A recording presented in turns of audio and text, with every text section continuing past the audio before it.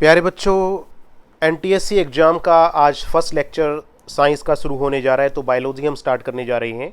NTSC क्यों ज़रूरी है, क्यों करना चाहिए, एग्ज़ाम आपके लिए कितना महत्वपूर्ण है, इन सभी बातों के ऊपर आपको वीडियो भी दी जा चुकी है और आपके जो स्कूल के टीचर हैं उन्होंने आपको विस्तार से बता भी दिया होगा कि ये एग्ज़ाम आपके लिए कितना महत्वपूर्ण है और इस एग्ज़ाम को क्वालिफाई करने के बाद आप क्या कुछ अचीव कर सकते हो। तो उन बातों पर न जाकर के आज हम सीधे चलते हैं अपने टॉपिक की तरफ, लाइफ प्रोसेसेस यानी जैव प्रक्रम।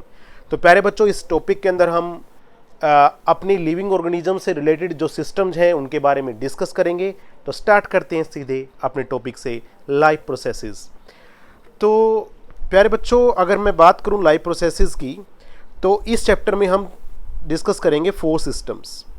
कौन कौन से 4 सिस्टम कौन कौन से डिस्कस करेंगे? डाइजेस्टिव सिस्टम यानी पाचन तंत्र, रेस्पिरेटरी सिस्टम श्वसन तंत्र, सर्कुलेटरी सिस्टम यानी परिसंचरण तंत्र और एक्सक्रीटरी सिस्टम यानी उत्सर्जन तंत्र।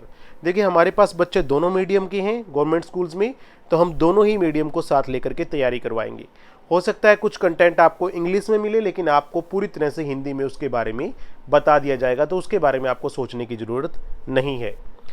तो प्यारे बच्चों, before we start these 4 living processes, इन सभी बातों को शुरू करने से पहले आपसे एक क्वेश्चन है मेरा कि आप ये बताइए कि लिविंग और नॉन लिविंग में क्या डिफरेंस है, यानी सजीव और निर्जीव वस्तुओं में क्या अंतर है।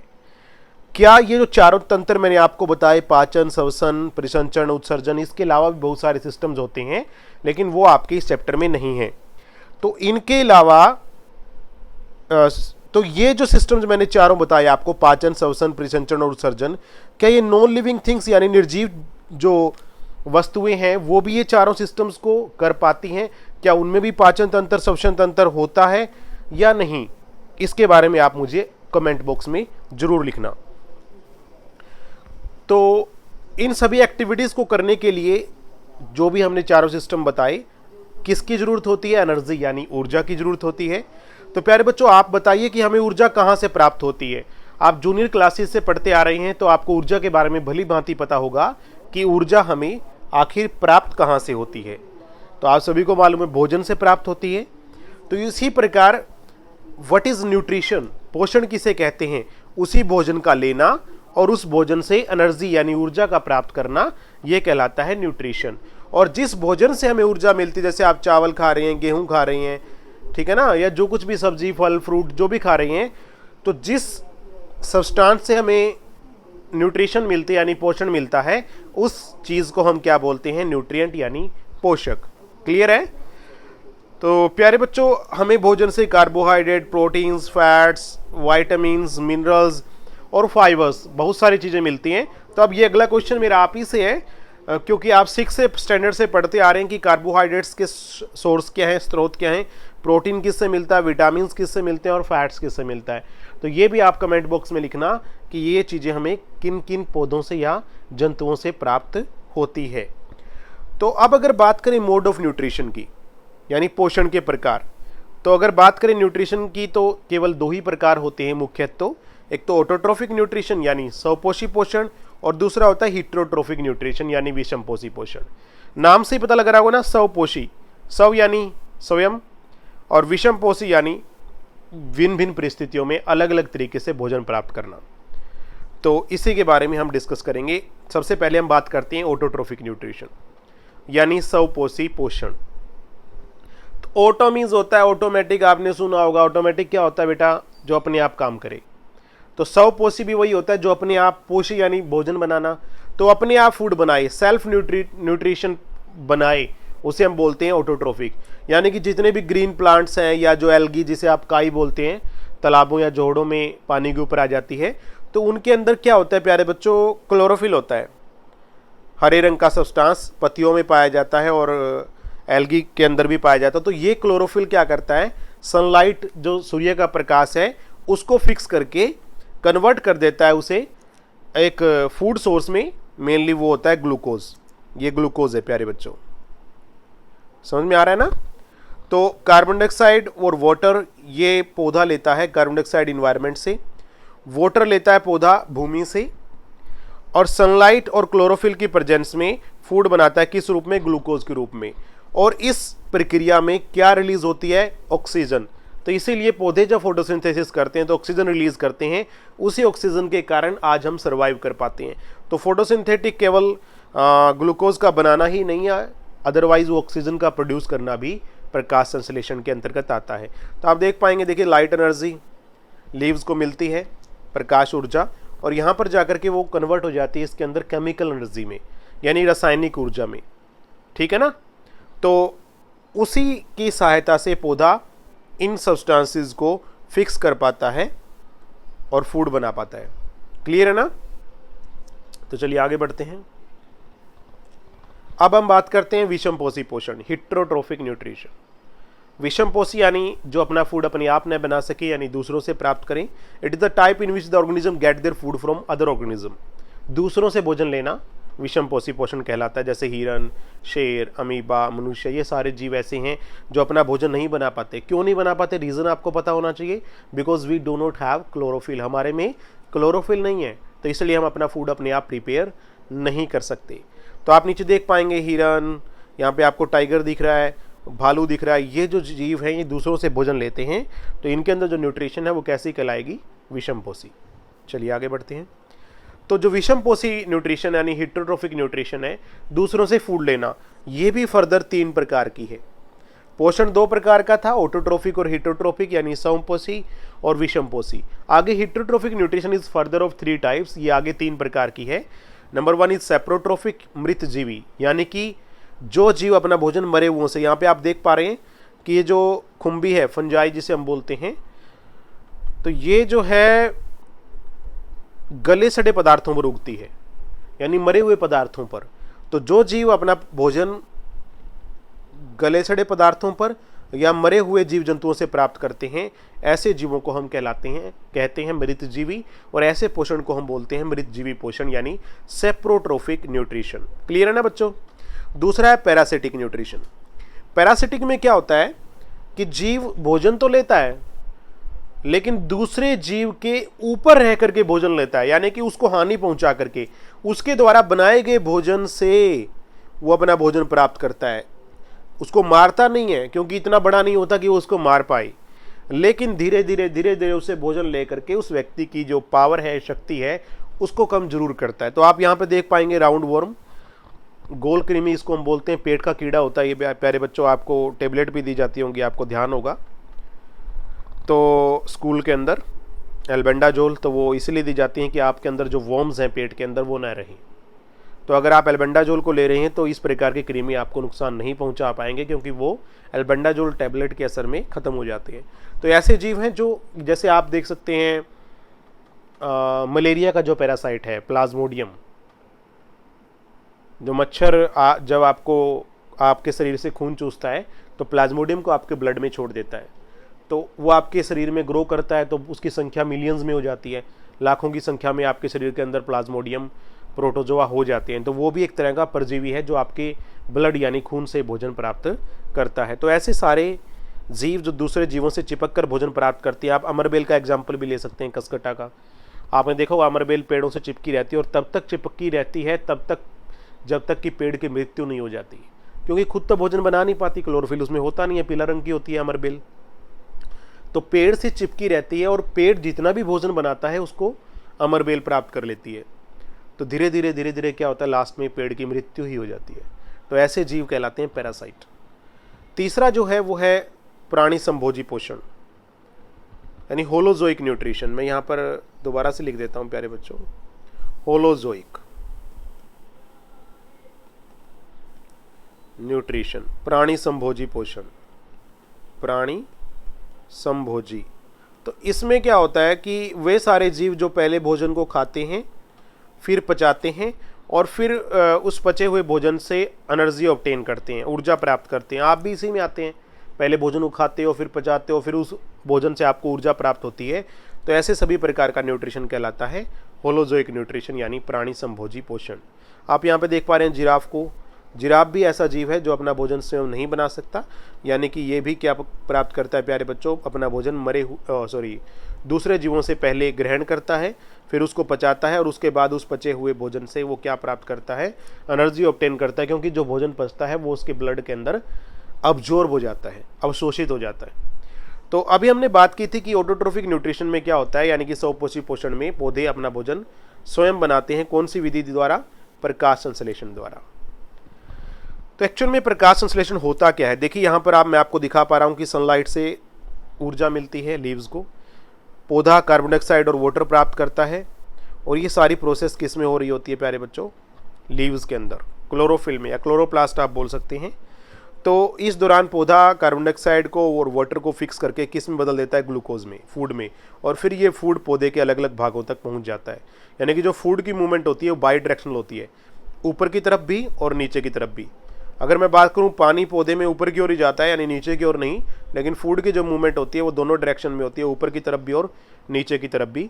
बाद में जो ग्लूकोज है वो कन्वर्ट हो जाता है पौधे के अंदर स्टार्च के रूप में। तो आपने देखा हुआ जब भी आपको टीचर ने स्टार्च टेस्ट करवाया है तो ऐसे सब्सटेंस लिए जाते हैं जो प्लांट से ऑब्टेन होते हैं। तो ग्लूकोज के बहुत सारे मॉलिक्यूल्स इकट्ठे होकर के एक पॉलीमर बना लेते हैं जिसे हम बोलते हैं स्टार्च। क्लियर है? और इस दौरान पौधा क्या रिलीज करता है बच्चों? ऑक्सीजन रिलीज करता है। तो इस प्रक्रिया को हम बोलते हैं फोटोसिंथेसिस। तो जो भी पौधा जितना ग्लूकोज पौधे को चाहिए वो ले लेता है, और बाद में जो एक्स्ट्रा ग्लूकोज होता है वो कन्वर्ट हो जाता है किसमें? स्टार्च में। समझ में आ गया ना? तो ये जितने भी प्रोसेस है फोटोसिंथेसिस की, ये 3 स्टेप में होती है। स्टेप नंबर 1, पौधा सनलाइट को ऑब्जर्व करता है, यानी सूर्य के प्रकाश को, क्लोरोफिल ऑब्जर्व करता है। उसके बाद जो सन की एनर्जी है, यानी लाइट एनर्जी है, वो कन्वर्ट हो जाती है केमिकल एनर्जी में, यानी रासायनिक ऊर्जा में। फिर उसके बाद जो वाटर है वो टूट जाता है किसमें? H2 में और O2 में, यानी स्प्लिटिंग ऑफ वाटर होता है, तो हाइड्रोजन और ऑक्सीजन अलग अलग हो जाते हैं। और फिर इस प्रक्रिया में क्या प्रिपेयर होता है प्यारे बच्चों? ग्लूकोज। तो ये इंपॉर्टेंट है आपके NTSC के लिए कि 3 स्टेप कौन से हैं। पहला है लाइट एनर्जी ऑब्जॉर्ब होना, दूसरा है लाइट एनर्जी या केमिकल एनर्जी में कन्वर्ट होना, और तीसरा है कि जो पानी पौधा लेता है उसका हाइड्रोजन और ऑक्सीजन में टूट जाना। क्लियर? तो अब ये क्वेश्चन अक्सर आ जाता है कि एक्सपेरिमेंटली प्रूव करो कि क्या क्लोरोफिल फोटोसिंथेसिस के लिए जरूरी है। तो इसके लिए आपने क्या करना है, आप एक काम कीजिए, एक पौधा आपके पास कोई भी मनी प्लांट का या कोई भी पौधा है, तो उससे क्या कीजिए, आप एक पत्ता तोड़ लीजिए और उसको आप पहले आप क्या कीजिए, पौधे को डार्क रूम में रखिए 3 दिन तक, ताकि नया फूड पौधा ना बना पाए। पहला जो फूड उसने बनाया वो सारा अब्जॉर्ब हो जाए, नया फूड पौधा ना बना पाए। क्लियर है? तो यानी कि जितना फूड था 3 दिन में यूज हो जाएगा। फिर उसको सनलाइट में रख दीजिए, ताकि अब जो पौधा है जो गमले में लगाया हुआ है, मैं ये बात जो कर रहा हूँ आपसे गमले में लगाए हुए पौधे ही कर रहा हूँ, जमीन में लगाया हुआ पौधा हम अंदर बाहर नहीं कर सकते। क्लियर है ना? तो आप एक्सपेरिमेंट अगर करके देखेंगे तो आप गमले में लगाए हुए पौधे को का ही इस्तेमाल करेंगे। तो अब इस पौधे को 6 घंटे के लिए सूर्य के प्रकाश में रख दीजिए। तो अब ये क्या करेगा, फूड बनाएगा। अब इसका एक पत्ता तोड़ लीजिए, अब तोड़ना आपने पत्ता, और जितना इसका हिस्सा ग्रीन था उसे एक पेपर के ऊपर यानी पेपर रख के पेंसिल से ट्रेस कर लीजिए कि इस पत्ते का कितना हिस्सा ऐसा है जो ग्रीन है और कितना हिस्सा ऐसा है जो येलो है। ट्रेस कर लिया ना, ग्रीन हिस्से को ट्रेस कर लो बस आप, बाकी येलो बच जाएगा। अब इस लीफ को बॉइलिंग वाटर के अंदर कुछ मिनट तक डाल दीजिए। क्लियर है? फिर बॉइलिंग वाटर से निकाल करके आप इसको अल्कोहल में डाल दीजिए पत्ते को। क्लियर? और उसके बाद अल्कोहल के अंदर ही इसको हीट कीजिए। हीट करने के बाद क्या होगा प्यारे बच्चों, जितना भी इसके अंदर से यानी कि क्लोरोफिल है वो सब निकल जाएगा। अब आप इसके ऊपर आयोडीन की बूंदें डाल दीजिए। अगर आयोडीन की बूंदें डालने पर जितना हिस्सा उसका ब्लू हुआ, यहाँ पर आप देख पा रहे हैं ये हिस्सा इसका ब्लू हुआ है, बाकी हिस्सा येलो रहा है। जितना हिस्सा ब्लू हुआ इसका मतलब वहाँ भोजन बना था। और आप देख पाएंगे इस चित्र के अंदर वही हिस्सा ब्लू हुआ है जो ग्रीन था, यानी जिसके अंदर क्लोरोफिल था वही हिस्सा ब्लू हुआ है। इससे साबित होता है कि उतने ही हिस्से में भोजन बना जितने हिस्से में क्लोरोफिल था। तो इससे साबित होता है कि क्लोरोफिल फोटोसिंथेसिस यानी प्रकाश संश्लेषण के लिए आवश्यक है। एक्सपेरिमेंट नंबर 2 कि प्रूव कीजिए कि कार्बन डाइऑक्साइड भी प्रकाश संश्लेषण के लिए जरूरी है। तो इसमें आपने एक सेम एक्सपेरिमेंट करना है, थोड़ा फर्क है इसमें कि कार्बन डाइऑक्साइड को आपने खत्म करना है। तो आप गमला लीजिए। तो आपने 2 गमले लिए, यहाँ पर एक गमले के अंदर आपने क्या करना है, पोटेशियम हाइड्रोक्साइड एक कटोरी के अंदर रख देना है।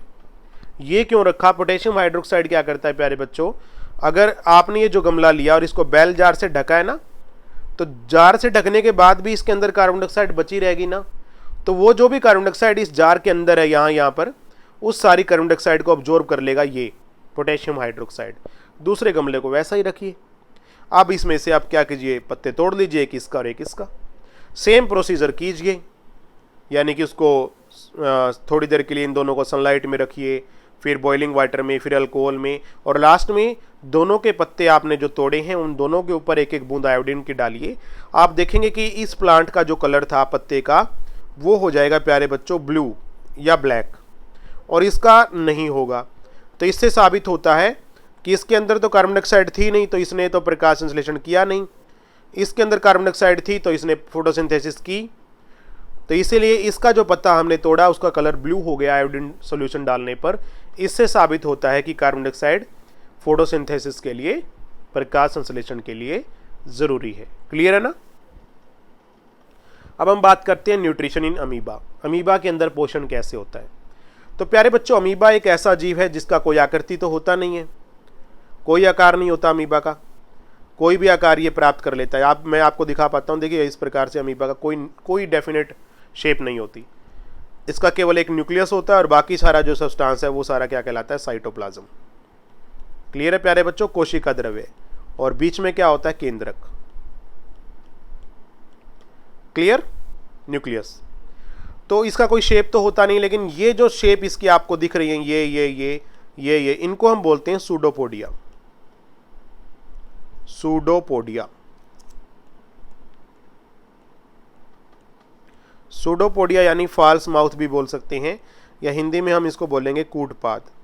यानी जिधर भी आप ये स्ट्रक्चर देख रहे हैं ये इसका माउथ लाइक स्ट्रक्चर ही है, मुंह नहीं है लेकिन मुंह जैसा है।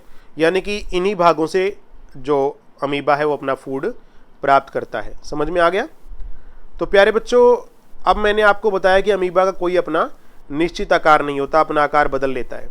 अब मान लीजिए इसके इस हिस्से में यहाँ पर फूड है, यहाँ पर मैं दिखा पाऊंगा, मान लीजिए ये अमीबा का फूड है। क्लियर?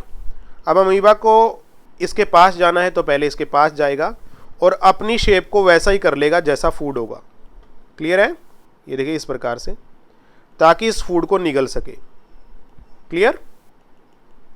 अपनी शेप को कैसा कर लेगा? जैसा फूड है, ताकि इस फूड को क्या कर सके प्यारे बच्चों? निगल सके। समझ में आ रहा है ना? मैं आपको दिखाऊंगा, ये देखिए इसने अपनी शेप कैसी कर ली? जैसा फूड है।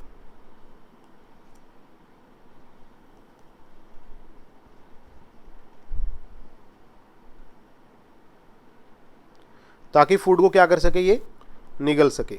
समझ में आ रहा है? तो ये देखिए इस प्रकार से इसने फूड को कैप्चर कर लिया। और अमीबा के अंदर होता है एक खाली जगह जिसे हम बोलते हैं वैक्यूल। क्या बोलते हैं? वैक्यूल यानी धानी। तो क्या करेगा ये? इनकी सहायता से यानी सूडोपोडिया की सहायता से फूड को प्राप्त कर लेगा, और उसके बाद फूड को प्राप्त करने के बाद ये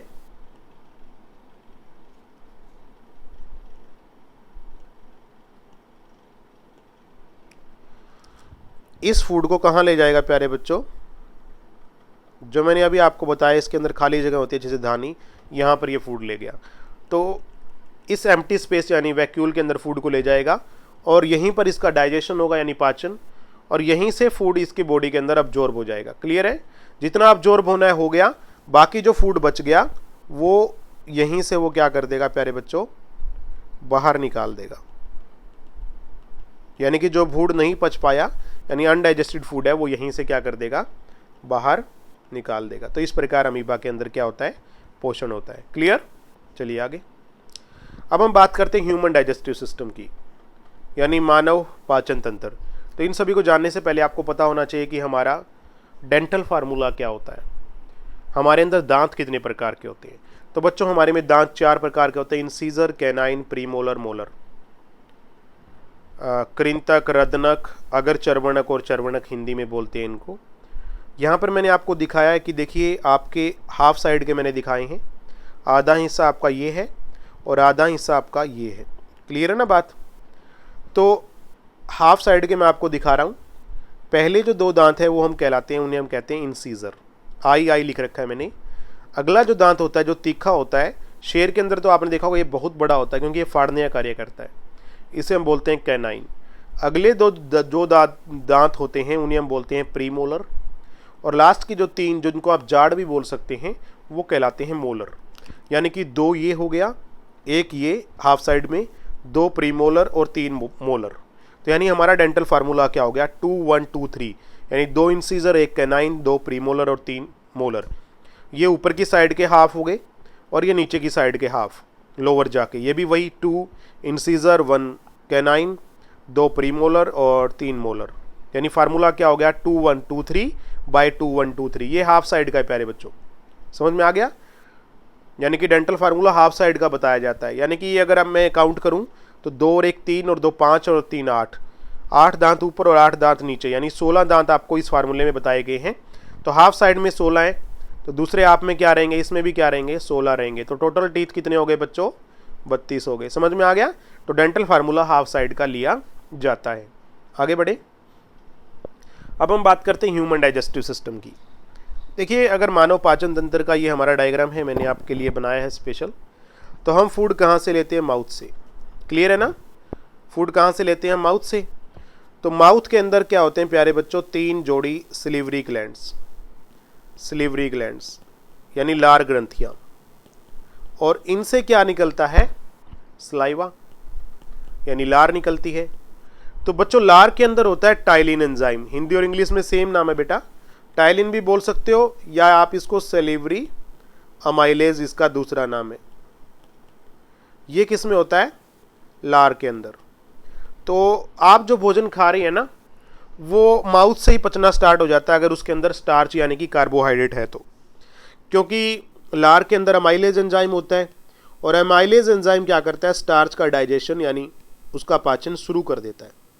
तो क्वेश्चन यही आता है पहला तो कि आप जो कार्बोहाइड्रेट या स्टार्च ले रहे हैं तो उसका पाचन कहाँ से स्टार्ट होता है, तो आपने डायरेक्ट बताना है कि माउथ से स्टार्ट होता है। दांत उस भोजन को चबाते हैं और उसके बाद ये ट्रांसफर कर जाता है उसोफेगस में। उसोफेगस एक ऐसा पार्ट है आपके पूरी एलिमेंट्री कैनाल का जिसके अंदर कोई भी पाचन नहीं होता। यहाँ पर यह हिस्सा ऐसा है, आहार नली जिसको बोलते हैं, जिसमें कोई पाचन नहीं होता। उसके बाद आपका फूड चला जाता है स्टमक में, अमाशय में। तो स्टमक के अंदर बच्चों एक होता है गास्ट्रिक ग्लैंड, जठर ग्रंथि। तो गास्ट्रिक ग्लैंड में क्या होता है प्यारे बच्चों, गास्ट्रिक ग्लैंड में एक तो निकलता है म्यूकस, दूसरा निकलता है HCl। इन दोनों के बारे में पहले बताया था मैं आपको। HCl तो क्या करता है, जो फूड आपने लिया ग्रहण किया उस फूड को एसिडिक मीडियम यानी अम्लीय माध्यम प्रदान करेगा, कौन, HCl।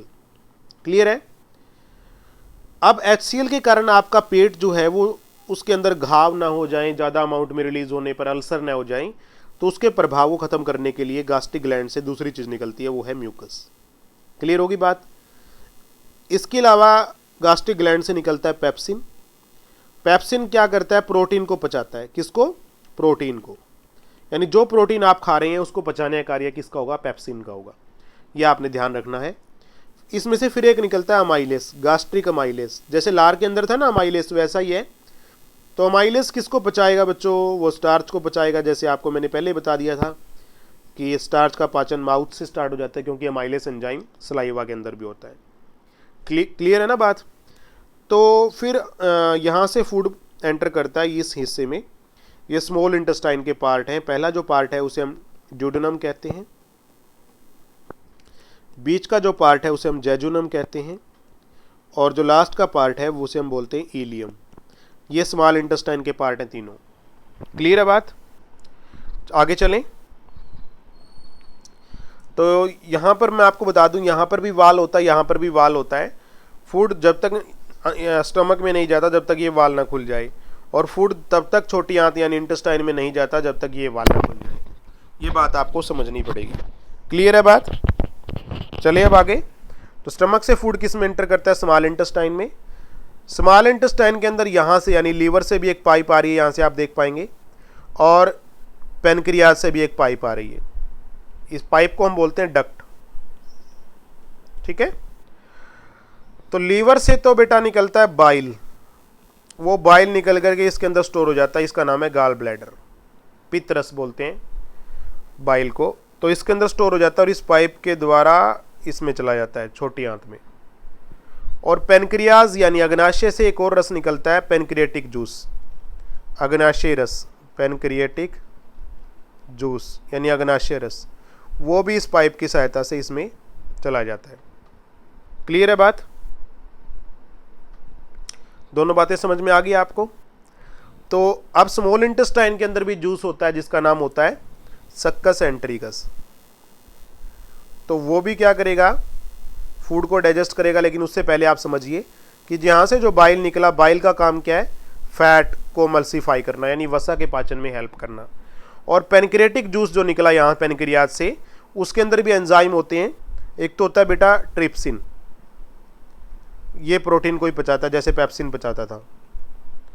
फिर इसके अंदर भी एक पेनक्रिएटिक अमाइलेज होता है, अमाइलेज का काम आपको पता ही है, किसको पचाएगा, स्टार्च को। एक इसमें होता है पेनक्रिएटिक लाइपेस, लाइपेस पचाएगा बच्चों लिपिड को। क्लियर है बात? उसके बाद स्मॉल इंटेस्टाइन में आ गया तो यहाँ पर भी डाइजेशन होती है, उसके बारे में हम डिस्कस करेंगे थोड़ी देर में। लेकिन उससे पहले समझिए आप, जब भोजन यहाँ पच जाता है तो यहाँ पर आपको उंगली जैसी संरचनाएं दिख रही हैं, इन्हें हम बोलते हैं विलाई। ये विलाई क्या करती हैं, पचे हुए भोजन को ब्लड में भेज देती हैं, यानी ब्लड के द्वारा फिर वो आपके पूरे शरीर में चला जाता है। और जो भोजन नहीं पचा वो इसमें प्रवेश कर जाता है। ये क्या आपका लार्ज इंटेस्टाइन है। लार्ज इंटेस्टाइन के 3 पार्ट हैं, असेंडिंग कोलोन, ट्रांसवर्स कोलोन और डिसेंडिंग कोलोन, ये तीनों। तो इनमें अनडाइजेस्टेड फूड जाएगा और अनडाइजेस्टेड फूड में अगर वाटर वगैरह है तो यहाँ रेक्टम से आपके शरीर में वापस चला जाएगा।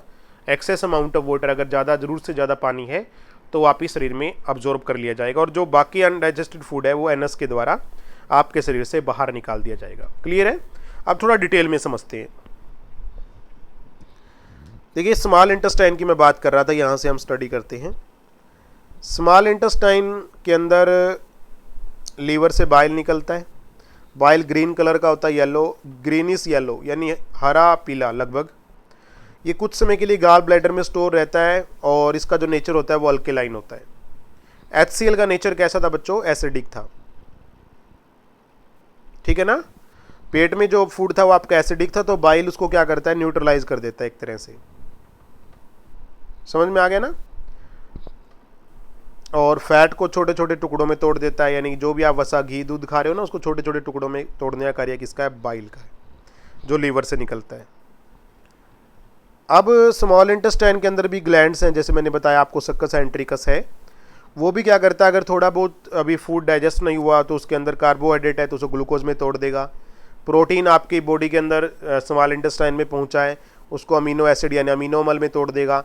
और फैट को तोड़ देगा फैटी एसिड और ग्लिसरॉल में। ये इंपॉर्टेंट है, ध्यान रखना आपको कि कार्बोहाइड्रेट किस में टूटता है, छोटी आंत में जाकर के ग्लूकोज में। प्रोटीन किस में टूटता है, अमीनो एसिड में। और फैट किस में टूटता है, फैटी एसिड और ग्लिसरॉल में। समझ में आ गया। तो ये सारा कार्य किस में होता है, स्मॉल इंटेस्टाइन यानी छोटी आंत में। अब उसके बाद मैंने आपको बताया कि जो फूड पच गया वो विलाई के द्वारा आपकी शरीर में क्या हो जाएगा, अब्जॉर्ब हो जाएगा। विलाई का जो स्ट्रक्चर है वो इतना बड़ा होता है ताकि मैक्सिमम फूड को वो अब्जॉर्ब कर सके, यानी उसका सरफेस एरिया बहुत ज़्यादा होता है। क्लियर है बात। तो उसके बाद फिर वो जो ब्लड है वो आपके डिजोल्ड फूड को, यानी भोजन जो शरीर में अवशोषित हो गया, उसको पूरे शरीर में ले जाएगा ताकि जहाँ कहीं भी उसकी ज़रूरत है उसकी पूर्ति हो सके। और लास्ट में मैंने बताया था कि जो फूड नहीं पचा तो वो बॉडी से बाहर निकाल दिया जाएगा। अब एक क्वेश्चन है आपके लिए, सैंपल। आपने स्टार्च सॉल्यूशन लिया, अगर आप उसके ऊपर आयोडीन डालते हैं तो उसका कलर कैसा हो जाता है, अभी मैंने आपको बताया था थोड़ी देर पहले, नीला। अगर उसी स्टार्च आप क्या कीजिए, एक बीकर के अंदर स्टार्च ले लीजिए, ले लिया, इसके अंदर आप क्या कीजिए, सलाइवा डाल दीजिए, लार डाल दीजिए। अब सलाइवा के अंदर कौन सा एंजाइम होता है बच्चों, टाइलिन होता है, अभी मैंने आपको बताया था ना। वो क्या कर देगा, स्टार्च का पाचन स्टार्ट कर देगा, ठीक है ना।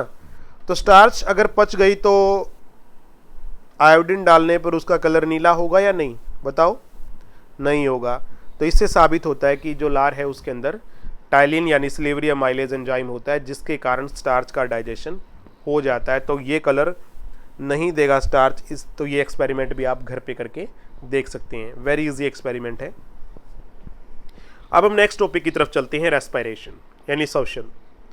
श्वसन क्या होता है बच्चों? The process of break down of food and release energy. बहुत सारे बच्चे कहते हैं कि सर सांस लेना ही श्वसन है। नहीं बच्चे, वो ब्रीथिंग कहलाता है। Breathing and respiration both are the different concept. Breathing तो केवल सांस लेना है, ऑक्सीजन लेना और कार्बन डाइऑक्साइड छोड़ना ब्रीथिंग कहलाता है। लेकिन फूड यानी जो ग्लूकोज आपकी बॉडी में है उसका ऑक्सीजन की प्रेजेंस में टूटना, और उस टूटने के दौरान अगर एनर्जी प्राप्त होती है तो इस प्रोसेस को हम बोलते हैं श्वसन। क्लियर है? अब जो भी एनर्जी रेस्पिरेशन के दौरान आपको मिलती है वो एकदम से यूज़ नहीं होती। जो भी एनर्जी इस फूड से मिलती है वो किस रूप में मिलती है? एटीपी।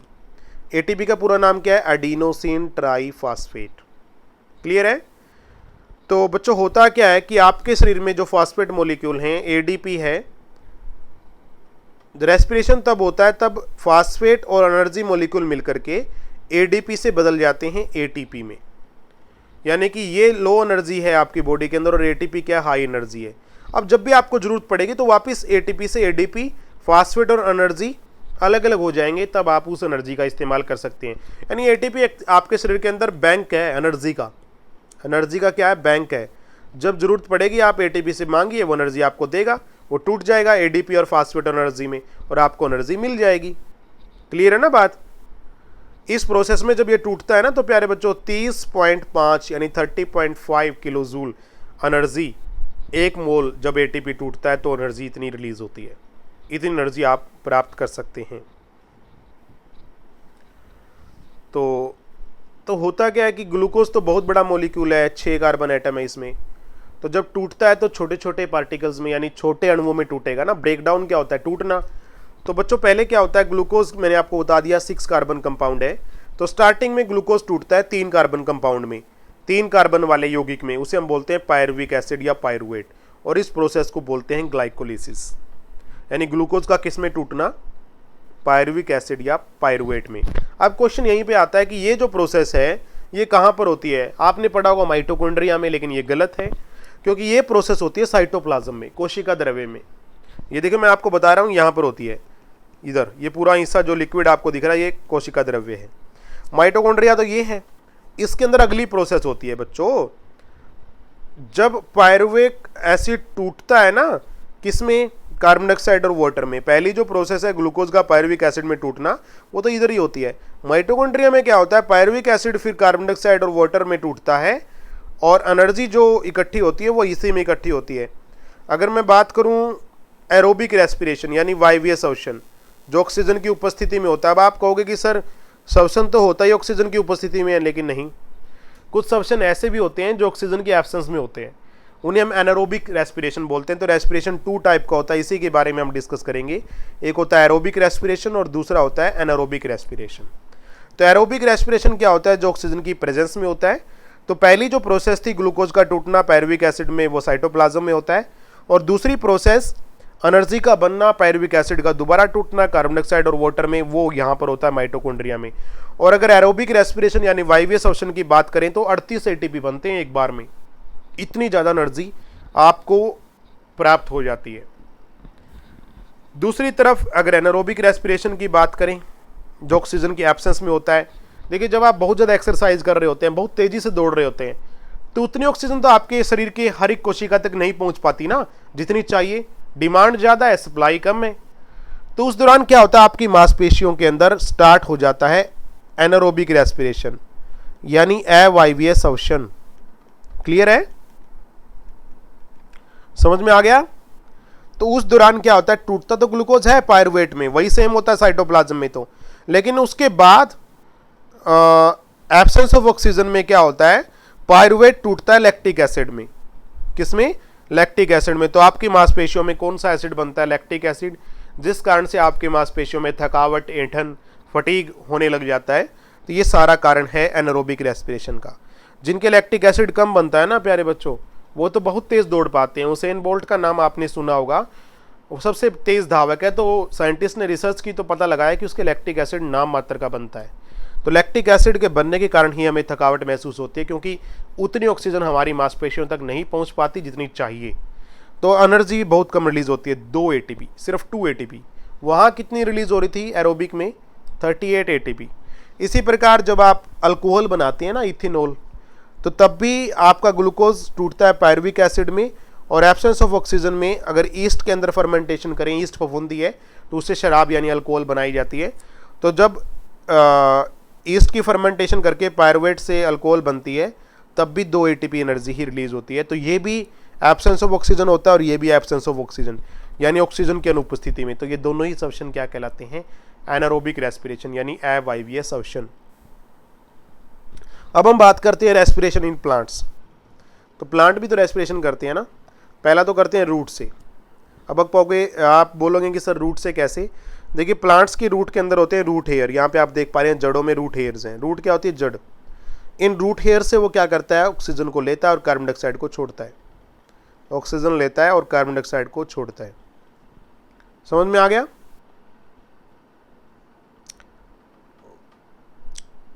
अगर ऑक्सीजन नहीं मिलेगी ना तो रूट क्या हो जाएगा? डेड हो जाएगा। तो इनके लिए भी ऑक्सीजन उतनी ही जरूरी है। स्टेम से कैसे करता है? तो स्टेम के अंदर क्या होते हैं? छोटे छोटे छिद्र होते हैं। यहाँ पे आप देख पाएंगे, लिनियम बोलते हैं लेंटिसेल्स। लेंटिसेल्स ये इंपॉर्टेंट है, कॉम्पिटिटिव के लिए क्वेश्चन आ जाता है कई बार कि स्टेम यानी तने से पौधा कौन से हिस्से से रेस्पिरेशन करता है, उन छिद्रों को हम क्या बोलते हैं? उन्हें हम बोलते हैं लेंटिसेल। और तीसरा पत्तियों से तो आप सभी को मालूम ही है कि पत्तियों के अंदर छिद्र पाए जाते हैं जिन्हें हम क्या बोलते हैं? स्टोमेटा। छोटे छोटे माइन्यूट पोर्स होते हैं। इन स्टोमेटा के दोनों तरफ जो सेल्स होती हैं उन्हें हम बोलते हैं गार्ड सेल। तो जब इन्हें पानी को छोड़ना होता है या ऑक्सीजन को लेना होता है तो स्टोमेटा खुल जाते हैं, और जब नहीं लेना होता तो स्टोमेटा बंद हो जाते हैं। तो स्टोमेटा के द्वारा पौधा ऑक्सीजन लेता है और कार्बन डाइऑक्साइड छोड़ता है। बहुत सारे बच्चे तो ये कहते हैं कि सर पौधे तो ऑक्सीजन छोड़ते हैं, लेकिन बच्चों वो फोटोसिंथेसिस में छोड़ते हैं। अगर मैं बात करूं रेस्पिरेशन की तो उस दौरान वो ऑक्सीजन को लेते हैं और कार्बन डाइऑक्साइड को छोड़ते हैं। क्लियर? अब कुछ जीव हैं उनमें रेस्पिरेशन कैसे होता है। अगर अर्थवॉर्म की बात करें तो ये स्किन के द्वारा डायरेक्ट ही ऑक्सीजन को लेता है और डायरेक्ट ही कार्बन डाइऑक्साइड को छोड़ता है। फिशेस कैसे करती हैं? पानी में जो ऑक्सीजन घुली हुई है उसका इस्तेमाल करती हैं। देखिए पानी को बहुत ज़्यादा अमाउंट में ये ले लेती हैं और यहाँ पर इनके गिल्स होते हैं। गिल्स में से क्या होता है? जितनी ऑक्सीजन पानी में है वो तो शरीर में भेज देगी, और बाकी जो पानी है वो बाहर निकलता रहता है गिल से। यानी बहुत ज़्यादा अमाउंट में पानी लेती रहती है। उस पानी के अंदर जितनी ऑक्सीजन है वो शरीर में अब्जॉर्ब हो जाती है, और जो है पानी जिसमें ऑक्सीजन नहीं रही उनको वापस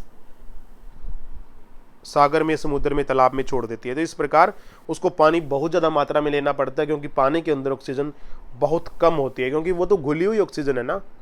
हम तो डायरेक्ट ले रहे हैं तो हमें तो बहुत ज़्यादा ऑक्सीजन मिल रही है as compare to aquatic animals यानी पानी में रहने वाले जीवों की तुलना में।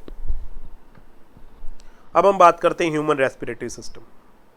ह्यूमन रेस्पिरेटरी सिस्टम, मानव श्वसन तंत्र। तो बच्चों बताओ कि हम सांस कहाँ से लेते हैं? नाक से या मुंह से? तो आप कहेंगे नाक से, लेकिन हम दोनों ही नाक से और मुंह से दोनों से सांस ले सकते हैं, पर नाक से लेना ज़्यादा स्वास्थ्यवर्धक माना जाता है, क्योंकि जो नाक है उसके अंदर हेयर्स होते हैं, बाल होते हैं, जिनमें से छन छन करके वायु अंदर प्रवेश करती है। क्लियर? उसके बाद आप मुझे बताइए ये हिस्सा क्या कहलाता है?